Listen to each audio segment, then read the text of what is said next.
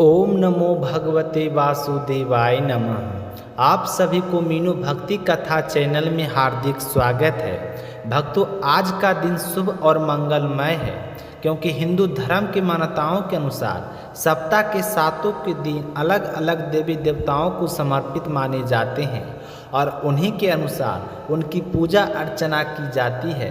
तो आज बुधवार का दिन सभी देवताओं के प्रथम पूज्य भगवान श्री गणेश जी को समर्पित होता है। तो आज बुधवार का दिन व्रत रखने का विशेष महत्व बताया गया है क्योंकि इस दिन के देवता भगवान गणेश बुद्धि और विवेक के अधिपति हैं। ऐसी मान्यताओं हैं कि जो व्यक्ति बुधवार के दिन व्रत रखकर विधि पूर्वक भगवान गणेश जी की पूजा करता है और उनकी कथा सुनता है, उसके जीवन में सुख समृद्धि और मंगल बना रहता है तथा धन्य धान की कभी कमी नहीं होती है। तो आइए आज बुधवार के पावन दिन पर भगवान गणेश जी की यह पवित्र कथा सुनते हैं। चलिए, एक समय की बात है, भगवान विष्णु और माता लक्ष्मी का विवाह निश्चित हुआ। विवाह की तैयारी बड़े ही धूमधाम से होने लगी। सभी देवताओं को निमंत्रण पत्र भेजा गया, लेकिन किसी कारणवश भगवान गणेश जी को निमंत्रण पत्र नहीं दिया गया। जब बारात प्रस्थान करने का समय आया तो सभी देवता अपनी अपनी पत्नियों के साथ विवाह में सम्मिलित होने के लिए वहां उपस्थित हुए। तभी उन्होंने देखा कि भगवान गणेश जी कहीं दिखाई नहीं दे रहे हैं। तो सभी आपस में चर्चा करने लगे कि गणेश जी को क्यों नहीं आए, या गणेश जी को आमंत्रित नहीं किया गया है क्या। तो इस बात पर सभी को आश्चर्य हुआ और उन्होंने भगवान विष्णु से इसका कारण पूछा। तब भगवान विष्णु ने कहे कि हमने उनके माता पिता शिव जी को निमंत्रण दिया है। यदि गणेश जी उनके साथ आना चाहते तो आ सकते थे, अलग से बुलाने की आवश्यकता नहीं है। इसके अलावा उन्होंने ये भी कहा कि गणेश जी को बहुत ही अधिक भोजन की आवश्यकता होती है क्योंकि उन्हें 1.25 मन मूंग, 1.25 मन चावल, 1.25 मन घी और 1.25 मन लड्डू का भोजन करना होता है। तो ऐसे में उनका आना उचित नहीं है।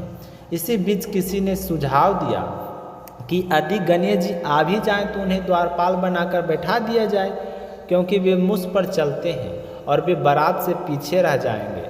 तो यह बात सबको उचित लगी और भगवान विष्णु ने भी इसे स्वीकार कर लिया। कुछ ही समय बाद गणेश जी वहां आ पहुँचे। उन्हें प्रेम पूर्वक समझा बुझाकर घर की रखवाली करने के लिए द्वार पर बैठा दिया गया और बारात आगे बढ़ गई। तो उधर नारद जी ने यह देखा कि गणेश जी द्वार पर बैठे हैं। तो उन्होंने पूछा कि आप बारात में क्यों नहीं गए। तो गणेश जी ने उत्तर दिया कि भगवान विष्णु ने उन्हें अपने निवास की देखभाल का कार्य सौंपा है क्योंकि आज जो हम हैं विष्णु भगवान के निवास का राजा है।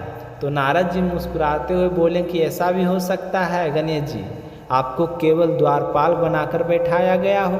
तो यह सुनकर गणेश जी को अपनी उपेक्षा का अनुभव हुआ और उन्होंने कहा कि उनका अपमान हुआ है। तब नारद जी ने उन्हें उपाय बताया कि वे अपनी मुष्क सेना को आगे भेज दें जो रास्ते में खोखला कर देगी। इससे बारात के रथ मार्ग में ही धंस जाएंगे। तब सबको आपका सम्मान पूर्वक बुलाना पड़ेगा। तो गणेश जी ने तुरंत अपनी मुष्क सेना को भेज दिया। तो सेना ने रास्ते को अंदर से खोखला कर दिया और जैसे ही बारात वहाँ से गुजरी, रथों के पहिए धरती में धंस गए। लाख प्रयास करने पर भी पहिए बाहर नहीं निकले, बल्कि कई स्थानों पर टूट भी गए। तो सभी देवता चिंतित हो उठे कि अब क्या किया जाए। तब नारद जी ने कहा कि आपने गणेश जी का अपमान किया है, इसलिए यह विघ्न आया है। यदि आप उन्हें आदरपूर्वक बुलाकर प्रसन्न करेंगे तभी यह संकट दूर होगा।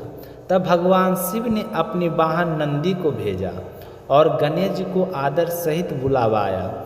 तो सभी देवताओं ने मिलकर उनका विधि पूर्वक पूजन किया। तब जाकर रथ के पहिए बाहर निकले, लेकिन पहिए टूट चुके थे। उन्हें ठीक करने वाला कोई नहीं था। तभी पास के खेत में एक खाती मतलब किसान काम कर रहा था। तो उसे बुलाया गया। उसने कार्य प्रारंभ करने से पहले मन ही मन गणेश नमः कहकर स्मरण किया और थोड़ी ही देर में सभी पहियों को ठीक कर दिया। तब उस खातिरदारी ने कहा कि हे देवताओं, आपने अवश्य सबसे पहले गणेश जी का पूजन नहीं किया होगा, इसी कारण यह विघ्न आया। हम जैसे साधारण लोग भी हर शुभ कार्य से पहले गणेश जी का स्मरण करते हैं, और आप तो देवता होकर भी उन्हें कैसे भूल गए। तो उसकी बात सुनकर सभी देवताओं को अपनी भूल का एहसास हुआ।